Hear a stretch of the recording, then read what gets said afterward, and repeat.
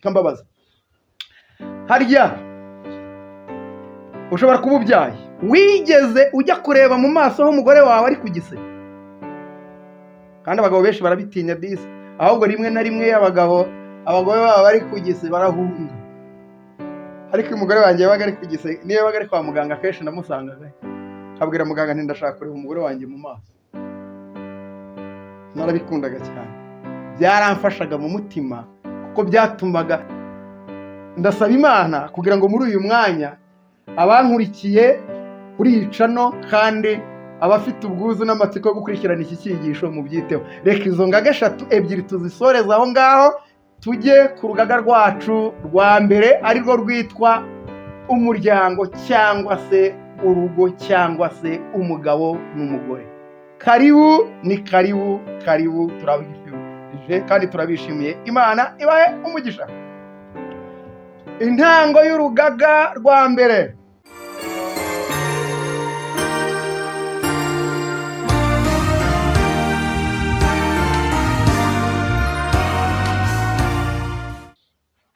Bene data namwe bashiki banjye, ndabashuhuje mwese, mbifurije amahoro y'Imana ava ku mwami wacu Yesu Kristo, waturindiye mu biganza bye bitazimiza muri iyi minsi yose twabayeho.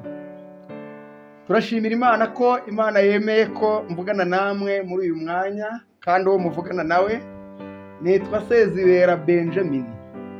Imana ikaba yashimye ko tuvugana ku bantu mwese mukunda Imana kandi mugakunda na Yesu, kandi mugakunda n'umurimo wayo, kandi mugakunda n'abantu bayo. Nanjye ndabakunda, kandi niyo mpamvu nifuje kuvugana namwe muri uyu mwanya ibyatugirira umumaro byiza cyane. Bararikiye kubyitaho. Murakoze neza, kandi Imana ibahe umugisha ko mwemeye kuntega amatwi. Imana ibahe umugisha, murakoze cyane. Mureke dusenge. Urakoze mubyeyi mwiza, urukundo rwawe nirwo rwatumye urema umuntu mu ishusho yawe. Wamuremye kugira ngo aguheshe icyubahiro, umushyira muri Edeni, ahantu heza cyane. Wifuzaga ko ibyo wamuzengurukije byose bizamunezeza, kandi umubano wawo unejeje, abamarayika bakajya bawishimira. Nawe wabyitegereza umubano bafite muri Edeni bikagushimisha. Wifuzaga kugira ngo umunezero wabo ujye ukugera ku mutima bigushimisha, ariko umwanzi ntiyabyishimiye, yakoze ibishoboka byose arabagusha. Turagushimiye mubyeyi mwiza, waciye akayira gakomeye winyuje mu mwana wawe, waramwohereje avukira mu mugore, wongera kugarurira umugore agaciro ubinyujije kwemera kumukiza muvukamo. Yagusabye mubyeyi mwiza kugira ngo uduhe gutekereza ku mbabazi watugiriye, kwemera gutanga umwana wawe w'ikinege akavukira ahantu hagayitse akababazwa, kugira ngo yongere kuturemamo imico y'abazatura muri Edeni. Imiryango yacu, ingo zacu nk'abagabo, yagusabye kugira ngo uduhe ubwenge bukomoka muri Kristo, wongere kuturema ubwa kabiri, kugira ngo twongere gukunda abagore bacu rwa rukundo Adamu yakundaga Eva. Tubone ko abagore bacu ari imibiri yacu, ari ingingo zacu. Udufashe kugira ngo bibe ivugabutumwa ku isi. Sengeye abantu bose bazumva ubutumwa, uzabahe gufata imyanzuro kandi ubereke ko bishoboka byose. Birashoboka binyuze mu bushake, birashoboka binyuze mu kwizera utanga imbaraga ari we Yesu Kristo. Uduhe kumwakira mu mitima yacu, adushoboze ibyo tutakwishoboza, atureme mu ijuru rito mu ngo zacu, maze nugaruka ayo majuru uzayimure tujye kwibera mu ijuru iteka ryose. Mu izina rya Yesu mbisabye, amen. Hari ikintu Imana yashyize ku mutima muri uyu mwaka wa 2024. Hari ikintu Imana yashyize ku mutima numvise nabasangiza mu gihe dusigaranye iminsi mike cyane kugira ngo turangize umwaka twinjire mu wundi mushya. Icyo kintu cyanje ku mutima Imana irakimishurira, irakima, numva kiri kungirigita, numva kiri kuntera amatsiko, numva kiri kuntera ipfa, numva kiri kundyohera, numva kiri kunkangura, numva kiri kumbyiga, numva kiri kunsika umutima, kandi numva ngifitiye inzara ndetse ngifitiye n'inyota.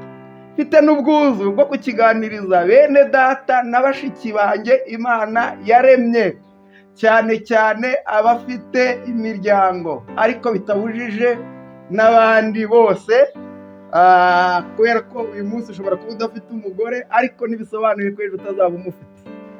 Ushobora kuba udafite umugabo ariko ntibisobanuye ko ejo utazaba umufite. Kubw'ibyo rero ndizera ko ayo matsiko n'umunezero nagize, ndetse n'ubwuzu, ndetse no kumva nkinyotewe kugira ngo kiganirize abantu b'Imana, ariko cyane cyane abubatse n'abateganya kubaka kurushinga, kubera ko abantu benshi baca umugani ngo kurushinga ntibinanirana nko kurushyigikira. Kurwubaka biroroha ariko kurukomeza niho bigora. Ndashaka rero ko tubiganiraho neza. Imana ibahe umugisha, mfite ubwuzu cyane, sinzi impamvu ndi kumva ndyohewe no kubivuga, kandi ndizera ko Imana yakuntumyeho. Ibyambayeho, ibimbaho, hari igihe twaba tubisangiye. Rero Imana ibahe umugisha. Icyigisho cyacu nifuza ko tuganirira hamwe ni icyigisho kitubwira ngo ni iki cyatuma mu rugo hahinduka mu ijuru. Ni iki cyatuma mu kuri urugo ruhinduka ijuru rito, urugo rugahinduka mu ijuru? Ese byashoboka? Ndashaka mbere yuko ngira ibyo nsoma kubibutsa, kandi ndetse no kubibwira bamwe bashobora kuba batabizi, ariko abenshi turabizi, tubiziranye. Abantu benshi ku isi mu bushake bw'Imana, uko tubisoma nk'uko tubizi, hari ahantu hatatu Imana inyuze ubushake bwayo, kandi ubushake bw'Imana bugizwe n'ibintu bibiri by'ingenzi. Icya mbere, ubushake bw'Imana bugaragarira mu rukundo rwayo. Icya kabiri, ubushake bw'Imana bugaragarira mu butabera bwayo. Ubwo nibwo bwitwa ubushake bwayo. Nidusoma n'iki gitabo cyitwa Bibiliya, yitwa Bibiliya yera, guhera mu itangiriro kugeza mu byahishuwe, urasanga Bibiliya igizwe n'ubutabera ndetse n'imbabazi. Kuva mu itangiriro kugeza mu byahishuwe, kuva mu irema kugeza mu iremwa ry'isi nshya, kuva mu iremwa ry'isi iyi turimo izashira kugera mu iremwa ry'isi nshya, Bibiliya igizwe n'ubutabera n'imbabazi. Aho niho hagaragarira ubushake bw'Imana, harimo ubutabera n'imbabazi. Ku isi hari ahantu hageze muri hatatu, abantu benshi babyita ngo ni ingaga eshatu z'ikubitiro rya mbere zigize isi. Izo ngaga niho Imana inyuza ubushake bwayo, niho inyuza ubutabera bwayo, niho inyuza imbabazi zayo. Kubera ko umuntu yacumuye, ntiyavugana n'Imana imbona nkubone ngo bikunde, kubera ko ubwiza bw'Imana bwakongora umunyabyaha. Ibyo rero bituma Imana yitwikira, ikemera guca bugufi kugira ngo twongere kuyibona no kuyumva mu mico yayo, binyuze mu mpapuro ndetse no muri gahunda Imana yashyizeho. Icyubahiro cy'Imana yemera kukiyambura, yemera guca bugufi, yemera kwiyandikisha ku mpapuro kugira ngo tumenye imiterere yayo mu butabera, tumenye imiterere yayo mu mbabazi zayo no mu mpuhwe zayo.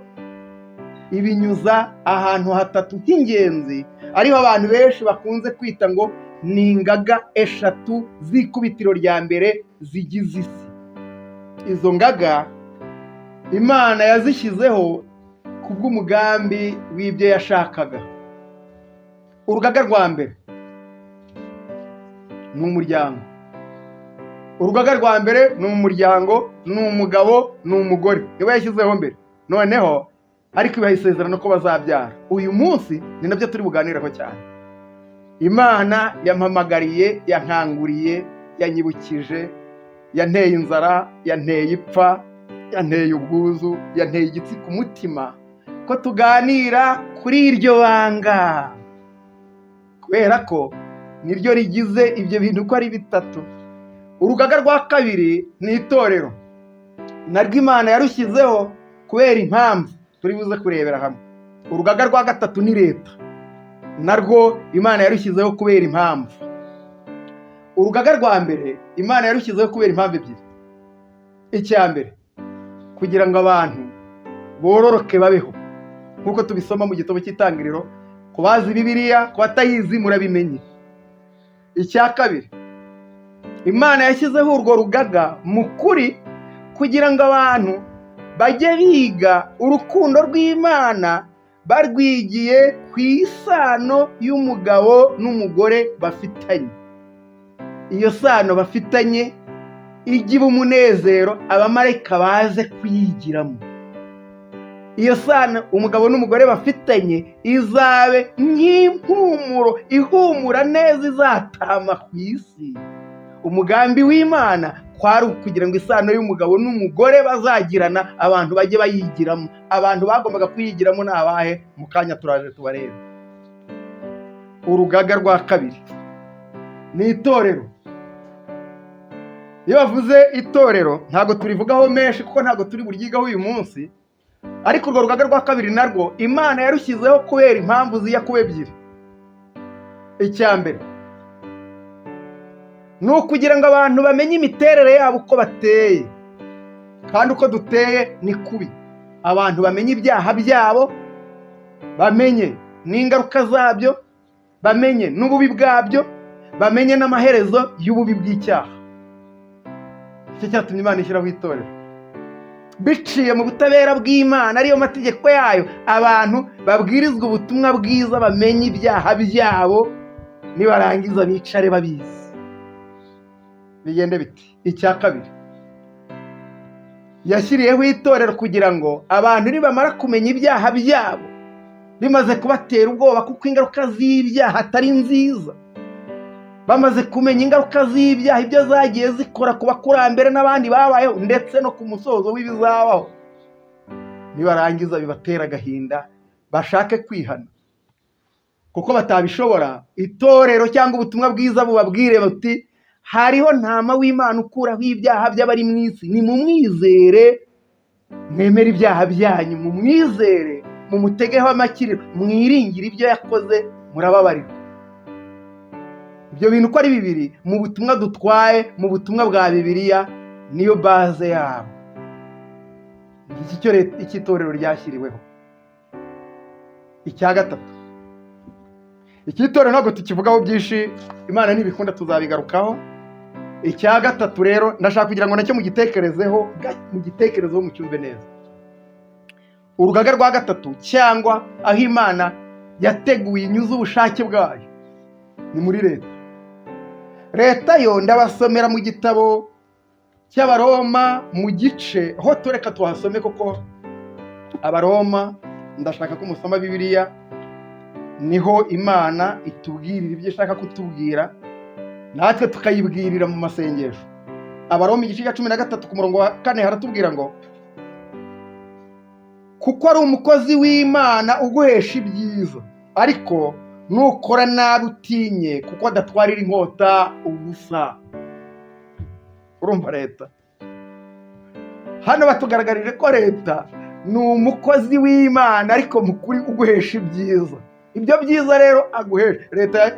Mu bushakashatsi mu buryo bugaragara bw'impinamagambo, leta wasanga yarashyiriyeho ibintu bitatu. N'ubigenzura ugakora ubushakashatsi nawe ushobora gusanga aribyo cyangwa ukabona n'ubundi, ariko mu bushakashatsi nge nakoze nabonye leta yarashyiriyeho ibintu bitatu by'ingenzi, nubwo bishamikiyeho utundi tuntu twishe, ariko baze ni ibi bintu bitatu. Icya mbere ni ukurinda umuntu wese amahoro. Ni ukurinda umuntu wese, umugufi, umuremure, urukara, inzobe, umukene, umukire, uwize, utarize, umurwayi, utarwaye, icyo ari cyo cyose, umuntu wese, icyo ari cyo cyose leta isabwa kugikora kugira ngo irinde umuntu wese amahoro. Icyo bita amahoro, kubera ko amahoro yari yamaze kwangizwa n'icyaha mu ijuru.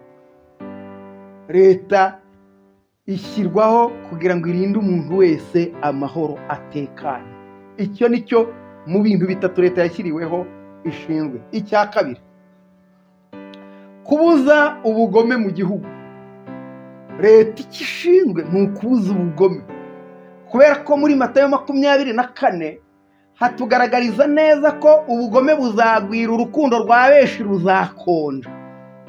Leta ikishinzwe ni ugukora ibishoboka byose byayitwara imbaraga n'ubushobozi ikabuza ubugome kubaho.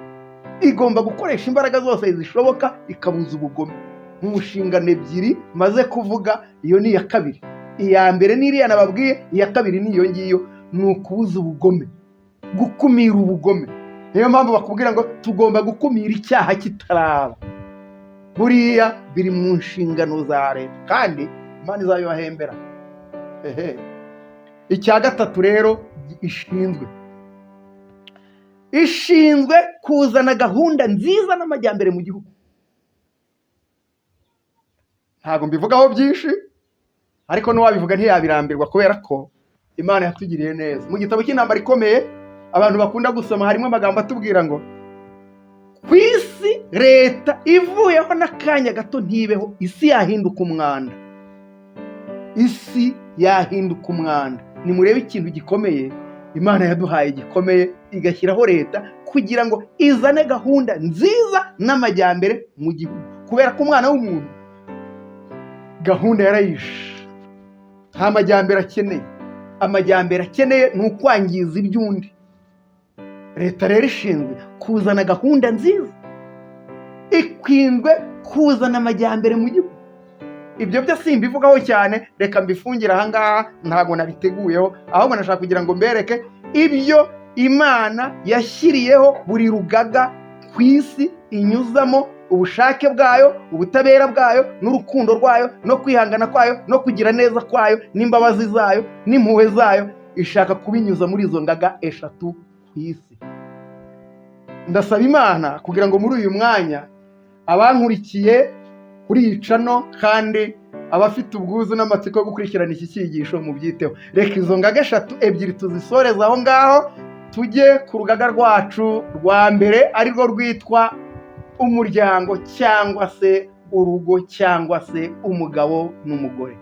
Karibu, ni karibu, turabishimije kandi turabishimiye. Imana ibahe umugisha. Intango y'urugaga rwa mbere, nta handi namwe murahumva, ni hahandi dusanzwe tuziranyeho.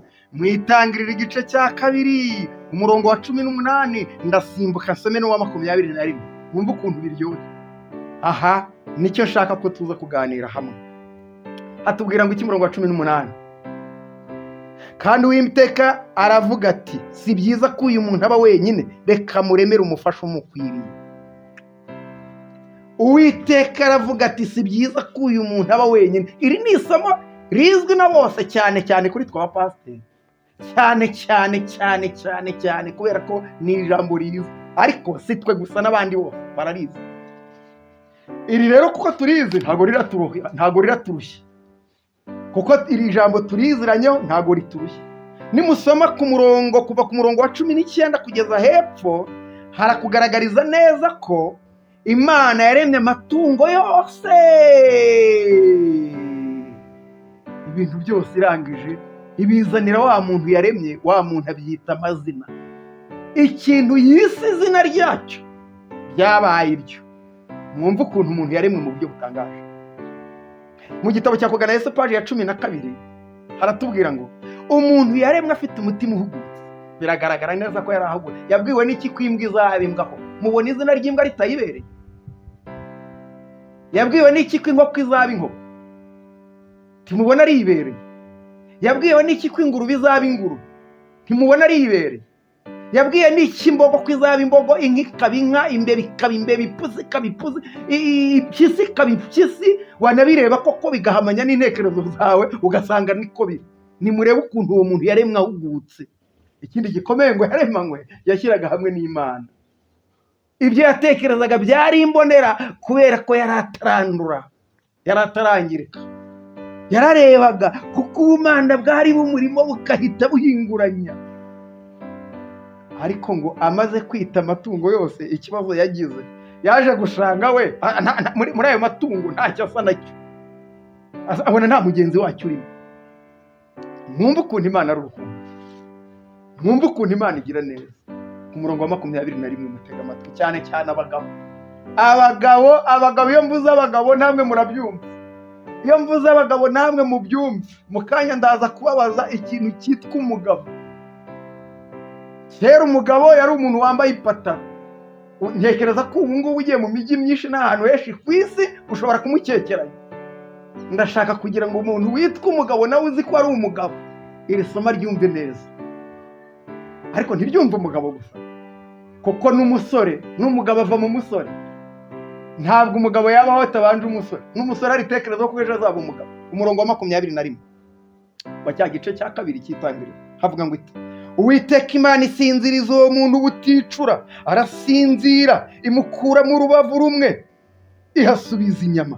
Urwo rubavu Uwiteka yakuye muri uwo muntu, iruhindura umugore, imushyira uwo muntu. Aravuga ati: uyu ni igufa ryo mu magufa yanjye, ni akara ko mu mara yanjye, azitwa umugore kuko yakuwe mu mugabo. Nicyo kizatuma umuntu asiga se na nyina akabana n'umugore wa karamata, bombi bakaba umubiri umwe. Kandi uwo mugabo n'umugore we bombi bari bambaye ubusa, ntibakurwe n'isoni. Ese umuntu yakwambara ubusa yarangiza ari wenyine agakubona? Hano harimo ibanga rikomeye cyane ko dutekereza. Imana yasinzirije wa muntu y'uticura, irangije ikuramo urubavu rumwe. Ndashaka kugira ngo tutaragera ku ndiba y'icyigisho cyacu, mbaze umugore w'uyu munsi, wumva utewe ishema nuko uri urubavu rw'umugabo wawe? Wumva biguteye ishema? Wa mugore we, wumva biguteye ishema kumva uri akara ko mu mara y'umugabo wawe? Wumva bigushimishije?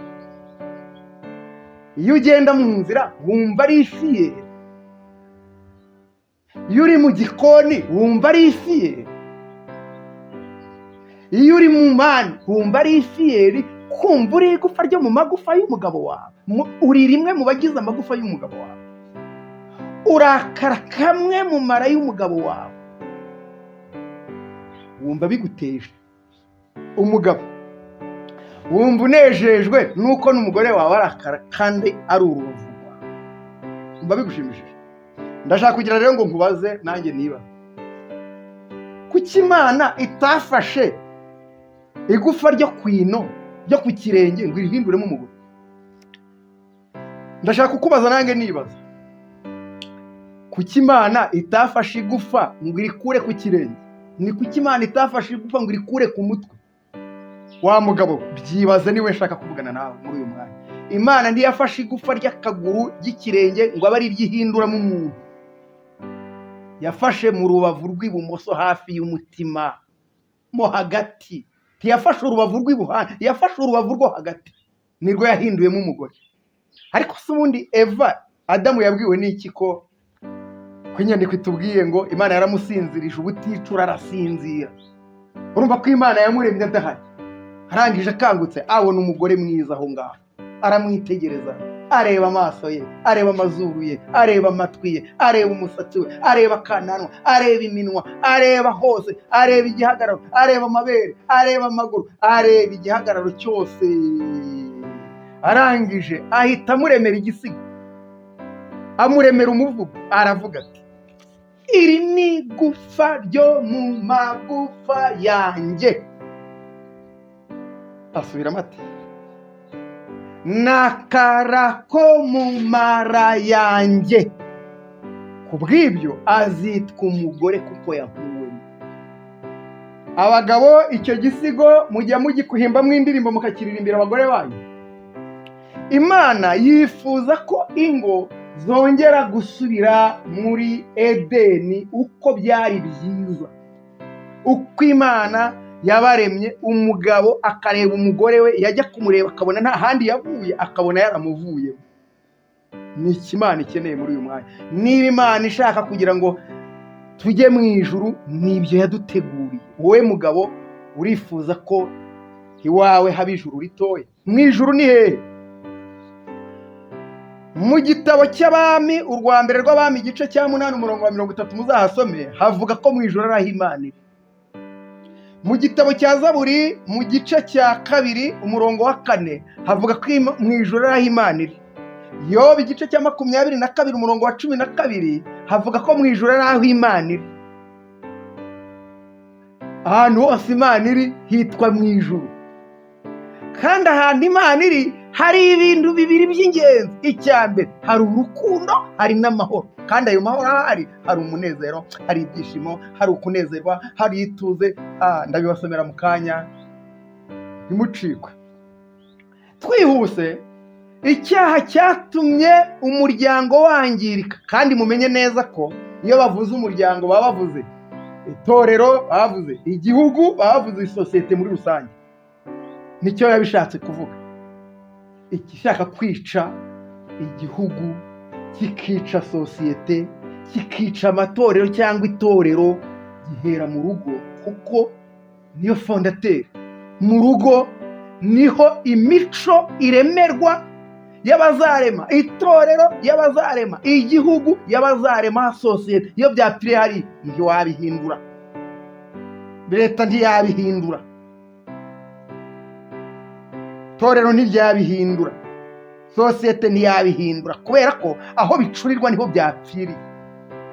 Ku bw'ibyo ikintu cyazanye Yesu mu isi, nk'uko tubisoma muri Matayo, reka mbarangire igice cya 19 umurongo wa 4, hatugaragariza neza ko icyazanye Yesu ni ugusubiza ubukwe muri Edeni kuri Katanga ka mbere, aho umugabo n'umugore bari bakundanye birengutse, cyangwa bakundanye urukundo rwitwa agape, ni urukundo rurenze. Aho Imana niho yifuza gusubiza umugabo n'umugore. Niho Pawulo nawe aturarikira muri aya masaha. Pawulo mu gice cy'Abaefeso, igitabo cy'Abaefeso igice cya 5, ndashaka kugira ngo muhatekerezeho cyane cyane abagabo. Icyigisho ni cyiza cyane, ndagikunda. Abaefeso igice cya mbere igice cya 5 umurongo wa 22 haravuga ngo uko abagabo n'abagore bakwiriye kumererana. Ibintu ntibyumvikana mwa bagabo.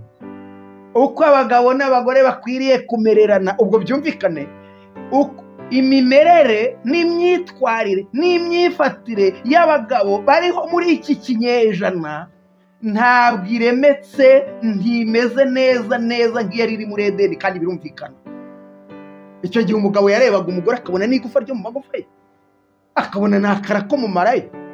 Ntabwo yamurebaga ngo amubonemo ubusembwa, ntiyamubonaga ngo amubonemo ikintu kibi, yaramurebaga akumva n'umunezero w'umutima we. Umugore yareba umugabo we akamureba akabona ari nk'umwami we, ari nk'Imana ye. Aho hantu byari byiza. Niba dushaka gusubira muri Edeni, tugomba kongera gukora icyo kintu. Iyo bavuze umugabo nawe umuntu yamuhimbamo igisigo. Umugabo nushaka umwite umugaba, umwite umuntu ugabira abantu, umugabo umwite umuntu ushobora kugaburira abantu ibyo kurya. Umugabo ushatse warihimba mu muvugo. Umugabo afite ubushobozi. Mu yandi magambo, umugabo, ibyanditswe bitubwira mu rugo rwa Kidivantiste haravuga ngo umugabo ni nk'urugi. Kubera iki? Urugi rushinzwe kubuza ibintu byose kugira ngo bitinjira mu nzu bikangiza ibiri mu nzu. None umugabo ni nk'umurugi, nicyo ashinzwe. Icya kabiri, umugabo reka tumugereranye n'umuntu w'umushinga amategeko. Mu bushakashatsi nakoze, umugabo yagombye kuba ari umuntu w'umushinga amategeko. Ubwo mbivuze rero, yagombye kuba umushakashatsi, akavumbura amategeko akayashinga. Icya kabiri, agomba kuba umuntu wa mbere kubahiriza ya mategeko.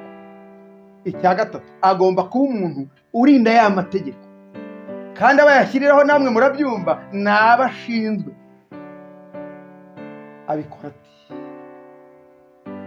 ibyo bintu uko ari bitatu nibyo byagombye kuba biri mu nshingano z'umugabo: gushinga amategeko, kuyarinda ngo adapfa, no kuyubahiriza. Kandi mwibuke ko itegeko ripfuye, itegeko ni umurinzi. Iyo ripfuye abo ryarindaga barapfa. Kandi umugabo yashyiriraho umugore n'abana. Ubwo bivuze ngo iyo ushaka abana urinda umugore. Niba ushaka abana fata umugore neza. Niba ushaka abana baha umugore. Niba ushaka abana kundwa akazi umugore. Niba ushaka abana korera ibi bintu umugore. Niba ushaka sosiyete niba ushaka abavandimwe, niba ushaka inshuti, reka mwumve rya somo nihute. Bagore mugandukira abagabo banyu nk'uko mugandukira umwami wacu, kuko umugabo ari we mutwe w'umugore we, niko na Kristo ari umutwe w'itorero, niryo mubiri we, ni nawe mukiza wayo. Ariko nk'uko itorero rigandukira Kristo, aba ariko abagore bagandukira abagabo babo muri byose. Bagabo mukunde abagore banyu nk'uko Kristo yakunze itorero akaryitangira, ngo aryeze amaze kuryogesha amazi n'ijambo rye. Ikintu cyiza cyane. Hano ku ngingo y'abagore ho simpavugaho cyane, reka mvuga ku bagabo. Uyu munsi nibo nagenderera, nibo natumweho, nubwo n'abagore iyo uvuga umugabo n'umugore ntibatandukana. Umugabo abwiwe gukunda umugore we nk'uko yikunda. Bivuze iki? Ndetse ahubwo Kristo ntiyikunze, ahubwo yaradukunze, kubera ko bavuze ko umugabo ni umutwe w'umugore nk'uko Kristo ari umutwe w'itorero. Kristo yakunze itorero, nta cyiza ribonamo, yemera kuri impano y'agahano iruta izindi zose yitwa umubiri we n'ubugingo bwe. Ubugingo bwe arabutanga, barabukubita, barabuhonda, barabushenjagura, barabutuka, barabucira, babukorera ibyafura mbi byose bibaho. Kumva ko Kristo atikunze. Icyageretse kuri ibyo, yaduhaye n'ubugingo bwe, arangiza arabusuka. None hano Bibiliya tubwira ngo abagabo bagiranijwe na Kristo. Abagabo benshi ntabwo dukunda abagore bacu kuko ari babi. Abenshi umugore wanjye ntanyubaha, ntanyumva, ariko burya ntitukajye tunisesagura abagabo, kubera ko umugore wawe niwe wamuhisamo, nta wagumugukundisha. Umugore wawe waratekereje, uraryama, uragenda uramuzana, uramubwira ngo uramukunda, umuzani wawe. Ni kuki warebye nabi? Niba warashatse umugore mubi, kuki ubirata? Gushaka nabi ni ubugabo, cyangwa gushaka nabi ukabibwira abantu ni ukwisebya no kwiyandarika. Niba warashatse nabi, kuki ubivuga? Mbese niba warashatse nabi, si urubavu rwawe. None se urugingo rwawe ruteye isoni ruremetse nabi, wagenda ukajya urwereka abantu bose aho unyura ati dore urugingo rwanjye rwabaye rubi. Umugabo ufite ubwenge w'umutima ntashobora kuvuga inenge y'umugore mu bandi bagabo. Kubera iki? Ni ukwiyandarika. Ivuga ngo umugore yarananiye, ni ikimenyetso cy'uko nawe washatse nabi, kandi bisa birasabirana. Ntukiyandarike, ntukishyire hanze, ntukisesagure, jya wisha. Iyo usesagura umugore wawe, ni wowe uba wiyandarika, ni wowe uba wiyica. Icyubahiro cyawe ni umugore wawe, ukurusha umugore aba akurusha urugo. Niba warashatse umugore mubi akaba afite inkenge, hishira, ceceka, umirwa. Reka mbaho urugero. Abagabo, ngiye gukora akantu gasa n'agafilime kuri iyi channel, wenda mukarebe, ndashaka kugira ngo mukitegereze abariho. Reka tuvuga ko umugore wawe afite inenge, nta suku agira, ntashoboye gukora, n'umunyamwanda, ntazi koza abana, ntazi gutegura ibiryo, ntashoboye gushaka amafaranga, n'umunyakanwa, nta gukundira umuryango, ntazi kukwitaho, nta kubaha. Dore ko abagabo dukunda icyubahiro nk'abagitaye, kandi koko twaragitaye. Igihe twemeraga kurgitunda turizi, twagitereye muri Adamu, none turagishaka nk'abagitaye. Kodisi we, birambabaza gushaka icyo wataye. Reka tuvuge ko umugore wawe ntabyujuje ibyo ngira, ariko kumenya ko ari uwawe, n'akara kawe n'akagufa. Reka tuvuge ko urugingo rwawe rufite ubumuga. Wa mugabo we, ndeba, ariko bibaye byiza wandeba uri kumwe n'umugore wawe. Bibaye byiza kuricana ukaba uteranye n'umugore wawe ukandeba. Reka tuvuge ko umugore wawe afite ubumuga bwo kuba aremaye. Fata akaboko kawe ukaremaze, kagira utya, wakitegereje, nizere ko wakabonye. Aka kaboko kawe karamutse karwaye rubagimpande bitewe na calcium zabaye, kagize ikibazo ukoze impanuka, kagize ikibazo kabuze ibyangombwa, kagize ikibazo kariwe n'inzoka, kagize ikibazo kariwe n'imbwa, kagize ikibazo, kagize indwara runaka, imitsi ntikora neza, amagufa ntakora neza, imihore ntigenda neza, amaraso ntatemberamo ntigende neza, bitumye akaboko kagira ubumuga, kararemaye. Wa mugabo urukundeba, wakora iki? nuko ntabwo niri hano ngo nkwereke, wagakubita wagahondagura kubera ko rikagufasha, rikakuhagira, rikagutamika, rikajya kuguhahira. Muri make nta kintu kamaze, ariko ni akawe kakuremariyeho ntawe mugasangiye. uzi ikintu ukora ni ugufata amazi mu ibase ukajya ukuhagira, ukakagira neza, ukajya ugerageza n'utuzi dushyushye ngo urebe ko kazagorora. wagira gutyo ukagatsibagura, ukagakubitagura, ukagahondagura, ugashyiraho n'igisura ukagakubita, ukajya ugakubita amakombe kugeza igihe unakaruma kugira ngo kagororoke. umugore wawe ameze nk'aka kaboko, afite ingeso imeze itya. uko wihanganira aka kaboko kugira ngo kagubwe neza, kugira ngo katakubabaza, niko ugomba kwihanganira umugore wawe ufite ikibazo n'urugingo rwe rukaba rurema. yenda aremaye mu bwonko bw'isuku, aremaye mu bwonko bw'ubuntu, aremaye mu bwonko bwo kubaha, ntabyo afite. none aka kaboko wajya kwa dogiteri ukamubwira ngo dogiteri, aka kaboko ngo ndashaka ko bagakura. wego wavuga ati reka da, ibyo ari byo byose nzajya nkomeza nkabane, kandi ntabwo warambika, ahubwo ifiyeri ni ukugasiga amavuta ukazimanganya, kandi ntikari buhindukire ngo ugasingira. niko abagabo bagomba gukunda abagore babo nk'imibiri yabo, bagomba gukunda abagore babo nk'uko wikunda. buriya iyo ukunda umugore wawe nta nubwo babigushimira, kubera ko gukunda umugore wawe ni ukwikunda. iyo umugabo yanga umugore we aba ageze kuri dogere nka ya nyamaswa ikomereka ikirya, uba wiyangirije, kubera ko umugore wawe niwe wowe. ntukamwandarike, ntukamuvuge, ujye umera nka wa wundi wagiye kwa sebukwe yagerayo ati muceceke muhore. nawe niba wagize ikibazo urugingo rwawe rukagira ikibazo rw'umugore wawe, ceceka, n'abana bere kubimenya. reka nsoze nsomira isomo, nze no gusoreza ku gatekerezo, ibindi tuzabigarukaho nyuma.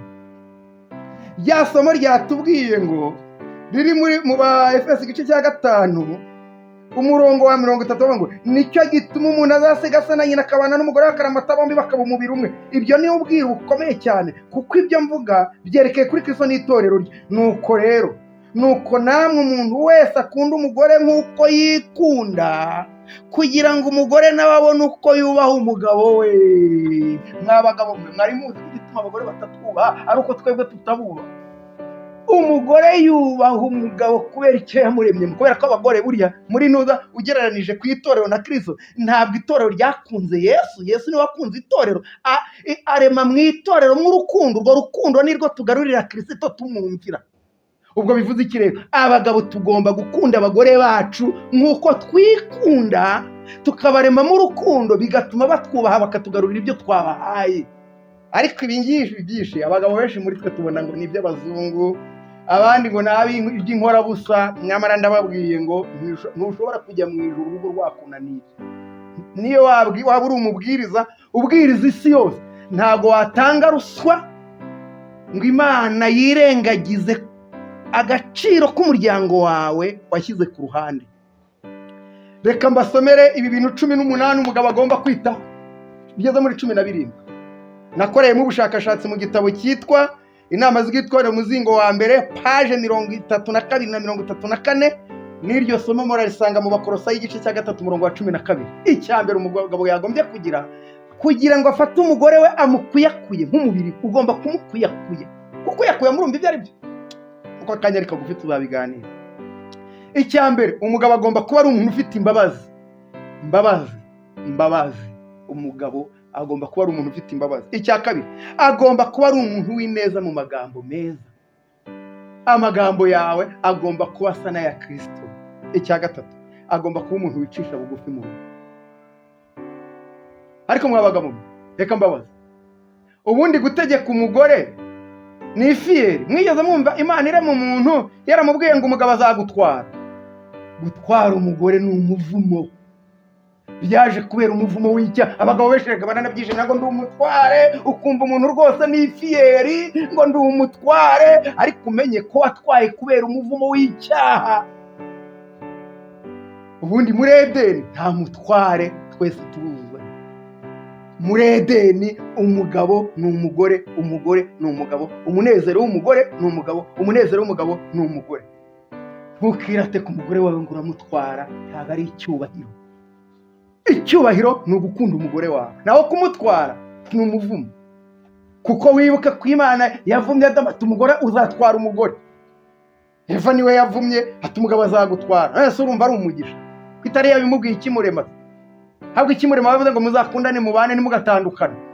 None bara icyaha kiraje. Ariko abisigeza abantu basigaye bishimira n'ibitari byiza.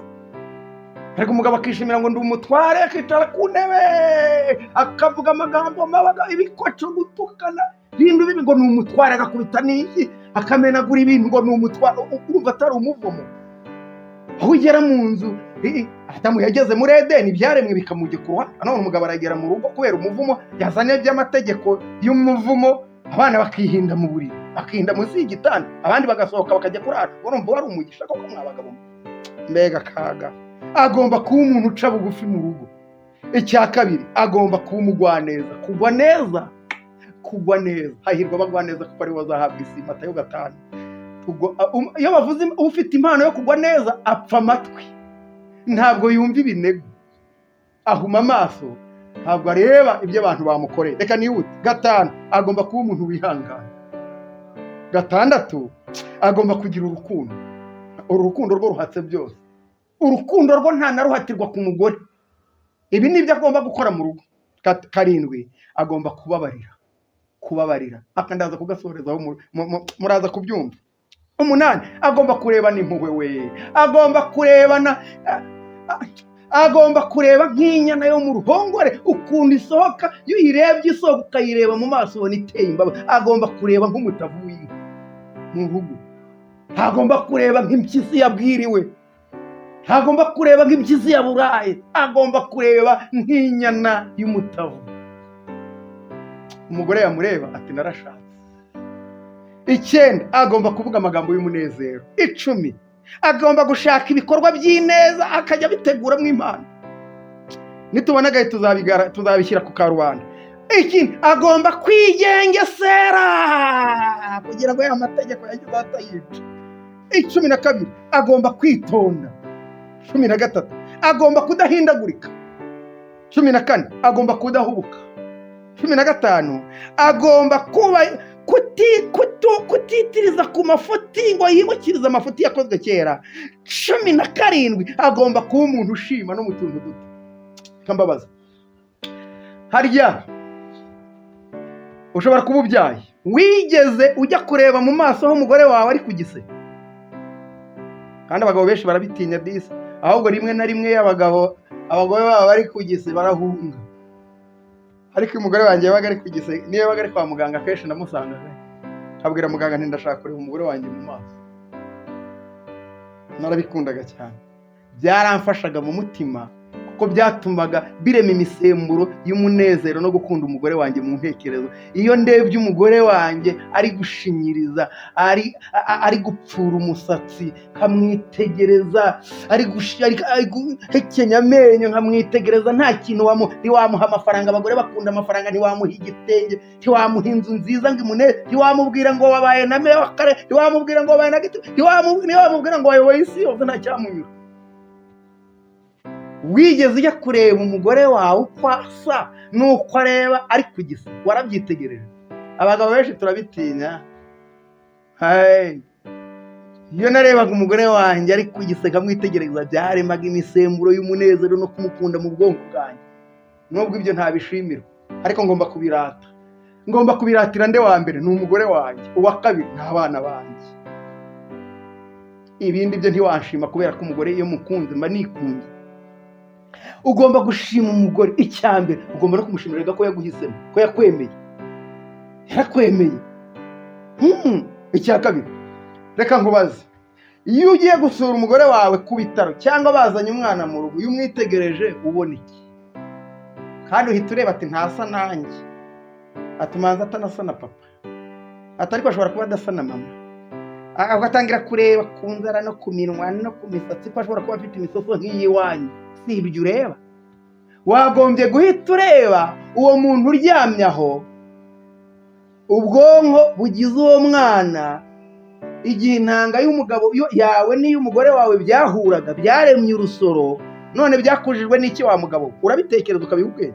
Umugabo agomba kuba umuntu ushima. Nari ntanze urugero rw'umuntu, umugabo umugore we igihe ari kunda akaba yabona uburyo bibaye byiza rwose kumwitegereza, byaba byiza cyane mu gihe bishobotse. Bidashobotse ukaba nta buryo wabona kubiha umwanya mu ntekerezo, ukamenya agaciro k'Imana yakoresheje urubavu rwawe, urura rwawe, ni iby'icyubahiro gikomeye cyane kubizirikana. Ikindi nari ntanzeho komanteri cy'urugero runaka, wagombye kumenya ko ibice byose bigize umubiri w'uruhinja, wa mwana umugore wawe yasanze yabyaye, mu kuri bikomoka mu mugore wawe, yaba ari ibigize ubwonko, ari ibigize umutima, ari ibigize umwijima, ari ibigize ibihaha, ari ibigize igifu, ari ibigize amara, ari ibigize imitsi, ari ibigize amagufa, ari ibigize imihore, impagarike yose, kugira ngo uriya mugore Imana imukoresha imuremera uriya mwana, wagombye guhita witegereza ukabona ko byatwaye uriya mugore imbaraga zikomeye cyane. Ibyo bigatuma mu ntekerezo zawe haremwamo imisemburo y'urukundo rwo kumukunda biruseho. Wagombye kubitekereza buri kanya, warangiza kuri iyi ngingo ya 16 ukajya ushima umugore. Gushima umugore mu tuntu duto, mu gitabo cya Rengera Ubuzima cya 2 kivuga ngo nibyo bintu bishimisha umugore cyane, biramushyushya, ejo akifuza gukora utundi twiza. Ikintu gishimisha umugore ni ukumushima. Umugore kumushima biramufasha. Mwibuke ko nabasomeye mu Baefeso mu gice cya 5 kuri ya murongo uheruka, twasomye ngo abagabo bagomba gukunda abagore babo uko babakunda, ibyo bigatuma n'abagore nabo babubaha. Icyo uremye mu mugore nicyo akugarurira. Niba waramuremyemo urukundo, ukamuremamo kumwubaha, ukamuremamo kumusingiza, ukamuremamo kumuha agaciro, ukamuremamo kumuha icyubahiro mu bana, ukamuremamo kumuha agaciro mu bana, mu baturanyi, ntuhore umukwena, ahubwo ugahora umushima. Byanga bikunda bitera imisemburo y'umunezero mu mugore, bikamushyushya, ejo akifuza gukora ibindi byiza kugira ngo nabyo uza kubireba umushime. Guhora ushima umugore biramushyushya kandi biramunezeza. Niryo ryasoma batubwiye ngo umuntu ntabwo yakwanga umubiri we, ahubwo yawukuyakuya nk'uko Kristo abigirira itorero rye. Niyo mpamvu Kristo iyo abonye umwana w'Imana agize ikintu cyiza akora kiramushimisha cyane, mu ijuru bakavuza impundu bakishima. Ni gute wowe umugore yakubyarira umwana koko ukamwitegereza, warangiza mu bwonko bwawe ntiwishime? Wagombye kwishima. Mu ngingo zo haruguru nizo zavuze ngo ibyo byishimo byagombye gutuma utekereza utuntu wahanga two kumuha impano no kumushima no kumurata no kumushimagiza mu bana. Ibyo uba witegurira ejo hawe hazaza. Naho rero guhora uvuga ngo ni ikintu kidashobotse, ntabwo ashobotse, wowe uba wihemukira. Icya 17 kiratubwira ngo umugabo agomba kwiyubaha. Umugabo ari nacyo cya nyuma nari nababwiye mu ngingo 17 akoreye mu bushakashatsi, umugabo agomba kugira kwiyubaha. Erega n'umugabo guhora areba, agahora areba nabi, yaturutse agatontoma, yaturutse akareba umugore nabi, umugore yakora amakosa. Erega umugore najya akora amakosa, ujye umenya ko abo bana bawe baremwe muri we. Nibyo Imana yifasha, umenya ko yafatanyije n'Imana kurema. Igitabo cy'Inama z'Itorero umuzingo wa 2 kiravuga ngo umugore Imana yamwifashishije mu irema. Nubwo benshi tuvuga ko, kandi niko biri, gucumura kwaturutse ku mugore, ariko no gucungurwa umenye ko ariko kwaturutse. Satani ajya kugusha umuntu yaciye mu mugore, ariko ajya no gucungura umuntu yaciye mu mugore. Ibyo ugomba kubiha agaciro, kandi uko uha agaciro umugore ni wowe ukiha. Uko wubaha umugore birakugarukira, bikugarukira mu bana, bikugarukira mu baturanyi. Erega nicyo cyubahiro cy'umugabo. Icyubahiro cy'umugabo ndababwiza ukuri ni icyo ngicyo. Ntabwo dushobora kuzajya mu ijuru n'iri rimwe tutaratekereza uko muri Edeni byari byifashe igihe Imana yazanaga umugore imukuye mu rubavu rw'umugabo, umugabo yakanguka akavuga ngo iri ni igufa. Iyo mitekerereze wa mugabo utarayigira uri kure y'ijuru, utaragira imitekerereze yo gutekereza ngo aka ni akara ko mu mara yanjye umuhimbira igisigo, uri kure y'ijuru. Kubera ko mu ijuru ni aho Imana iri, kandi aho Imana iri aho hantu yavugiye ibyo. Irashaka kutugarura muri Katanga ka mbere, izatugarurayo ibinyuze mu zihe nzira kugira ngo ibyo bintu murumva byashoboka. Hari ikintu Satani akunda, ariko hari n'ikindi Imana ikunda. Satani akunda ibi bintu ni byiza ariko ntibishoboka. Ati ibi byigisho byaba byiza, kuvuga ngo umugabo ni byiza, kuba ibi bintu byaba byiza umuntu abishoboye. Birashoboka. Utabishobora ni wowe wabishaka, no kubishobora ni wowe byakomokamo. Hari umubyeyi umwe bigeze babaza w'umuyobozi, urubyiruko ruramubaza ati ibintu ukora byose ko tubona bitera imbere, ibyo ugeze ushatse gukora bikagerwaho binyura mu zihe nzira?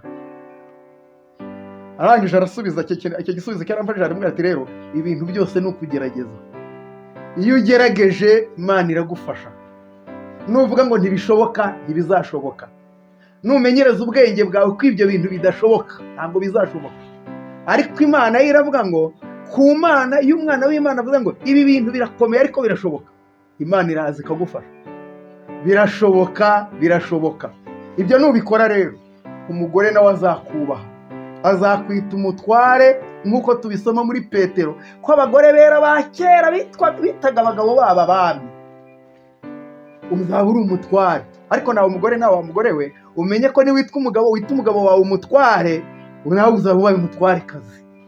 Abantu bibuza ibyiza ntacyo bitwaye. Birashoboka, birashoboka. Umuntu yasubira muri Edeni bigashoboka. Niba byashoboka, byaca mu zihe nzira? Kugira ngo umuntu asubire muri Edeni, aho umugabo atekereza ko abana n'igufa rye, atekereza ko akari akarake, kumubabaza ko ari ukubabaza akarake, kumutesha umutwe ko ari ugutesha akabavu ke umutwe. Iyo myumvire nitumara kuyigira, byanga bikunda tuzaba twujuje ibisabwa kugira ngo noneho dushobore kuzajya kubana n'Imana mu ijuru. Tuzaba tugize imibereho y'abazatura muri Edeni nta cyagiye cyakatanga ka mbere. Ibyo nibyo mbifuriza rero mwa bagabo. Timuvuge ngo ntibishoboka, birashoboka. Bigerageze. Birashoboka, birashoboka. Kristo arabidushoboza. Kora urwawe ruhare, urundi ururekera Imana. Byaba mu ijuru dute? Iri somo riri mu Baefeso igice cya 2 umurongo wa 6, mwumve ukuntu bizagenda. Tuzaba mu ijuru rwose. Imana irashaka ko tuba mu ijuru rito. Ijuru rito. Abaefeso igice cya 2, Abaefeso 2 umurongo wa 6. 2:6 atubwira ngo iki? Haranditse ngo nuko ituzurana nawe, itwicaranya nawe mu ijuru mu buryo bw'umwuka, turi muri Kristo Yesu. Haleluya. Ituzurana nawe, ubwo bivuze iki? Twamaze gupfana nawe. Wamaze gupfa ku migenzereze ya kera kubwo kwizera Kristo. Icyo cyubahiro cyawe wagipfuyeho, uko kwibona kwawe wagupfuyeho, uko kwirata kwawe wagupfuyeho, kumva kugirirwa nabi wabipfuyeho. Niba warapfanye na Kristo rero ugomba kuzukana nawe. Kuzukana nawe bisobanuye iki? Bisobanuye kugira imibereho nyine y'abazutse. Imibereho y'abazutse, ibitekerezo n'amagambo n'ibikorwa n'imyumvire byose birahinduka. Umugabo akagira ziriya ntambwe, byanga bikunda iyo mico iyo ayisangiye n'umugore mu ijuru, mu rugo haba ijuru rito. Aho mu ijuru ariho mu rugo Imana iraza ikahaza, abamarayika barahatemberera. Yesu yari mu ijuru aravuga ati amaraso yanjye data yakoze umurimo, kubera ko maze kubona urugo rukwiriye kuba muri Edeni. Wa mugabo we nawe, wa mugore we, wa mugabo we, urumva urugo rwawe Yesu uyu munsi aje rufite imibereho, rufite imitekerereze yo kuba rwatura mu ijuru bigakunda. Rwana intambara rero, rema imibereho ikwiranye n'ijuru, kandi nta handi ni muri Kristo. Kristo uri mu mugore na Kristo uri mu mugabo, bombi bizaba ijuru, kuko Imana izaba iri aho hantu, kandi aho Imana iri hari amahoro, aho Imana iri hari urukundo, aho Imana iri hari ibyiringiro, hari ibyishimo, nta gucyocyorana, nta gushinjanya amakosa, ahubwo bimera nk'igitekerezo nshaka gusorezaho kugira ngo mucyumve. Hariho umuhanuzi wari ufite umugore yari umuhanuzi, umugabo akaba umupasiteri. Igihe kigeze bari bafite urugo, bafite n'abana. Umupasiteri yari umuvugabutumwa, birumvikana. Umugore yari umuhanuzi, birumvikana ko yarerekwaga, yamara kwerekwa yarangiza umugabo akandika. Bari bafite aho babika ibitabo, bari bafite ibikoresho mu nzu, birumvikana. Muri ibyo bikoresho bari bafite mu nzu, buri gikoresho cyose cyashyirwaga ahantu hacyo no mu mwanya wacyo. Hari aho bari bafite babika ibitabo, aho bari bafite babika ibiryo, aho bafite babika icyayi ndetse n'amata. Igihe kigeze, hashize agahe gatoya, umugabo aza kugenda ajya mu murimo nk'uko bisanzwe, ajya kubwiriza ubutumwa. Umugore nawe aragenda ajya mu nshingano runaka, ajya mu kazi. Aribagirwa, afata ijage yuzuye amashyi cyangwa ikirahure cyuzuye amata. Afata ikirahure cyuzuye amata, arangije agishyira ahantu habikwa ibitabo. Amaze kugishyiramo, akinga akabati, arasohoka arigendera. Umugabo nawe aho yari ari arataha, umugore adahari, n'abana bari bagiye ku mashuri, birumvikana. Umugabo aje yihuta, birumvikana ntago yagomba gukeka ko umugore ashobora kuba yafashe ya mata akayashyira mu bitabo, kubera ko yari azi aho ububiko bubikwa kuri buri kimwe cyose. Igihe ari gukingura afite umuvuduko mwinshi, amata ahita ameneka hasi n'ikirahure kirajanjagura. Umugabo yagize ikibazo, aravuga ati, nk'umugabo nkanjye koko w'igihubutsi, umugabo utagira umutima, umugabo udatekereza, umugore wanjye naza ndamubwira nte ko namenya aya mata, biragenda bite ndabyifata mu nda? Ari wowe wa mugabo we, watekereje iki? Watekereza iki? Watekereza ko waje nta mutima ahubuka? Watekereza ko waje utitonze? Wahita utekereza iki? Byageze nimugoroba, gutamba igitambo cya nimugoroba, umugabo afata umugore amujyana ahandi mu cyumba, aramubwira ati, rero umugore wanjye, ya mata naje niruka ntatuje ndahubuka, ya mata nayamennye, none umbabarire. Umugore nawe aramwitegereza ati mbega umugore w'igicucu, umugore utagira umutima, umugore rwose utagira gahunda, umugore utazi gushyira ibintu mu murongo wabyo. Ni gute nafashe amata nkayashyira mu bitabo, kandi amata abikwa mu kabati k'amata nyine? Ni gute nagize ubwenge bupfuye nkatega umugabo wanjye amata bigatuma yamena?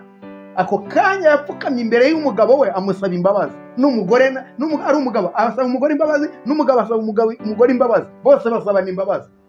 None ndashaka kugira ngo mubaze wa mugabo, ko wumva uko iyo nkuru yagenze, n'ayo makuru uko yagenze, ari nkaho uri uwo mugabo, ikosa warishyira kuri njye.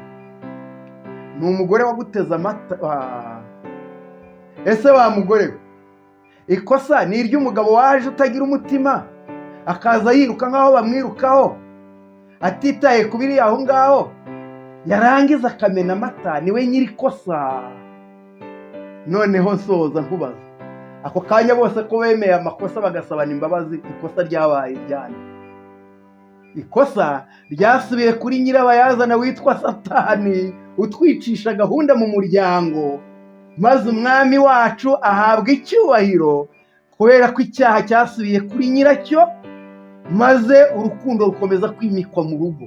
Niho nabasomeye ngo umugabo agomba kuba umuntu wihangana kandi ubabarira, ndetse wemera n'amakosa ye. Abagabo mbifurije imyumvire myiza, abagore mbufurije imyumvire myiza.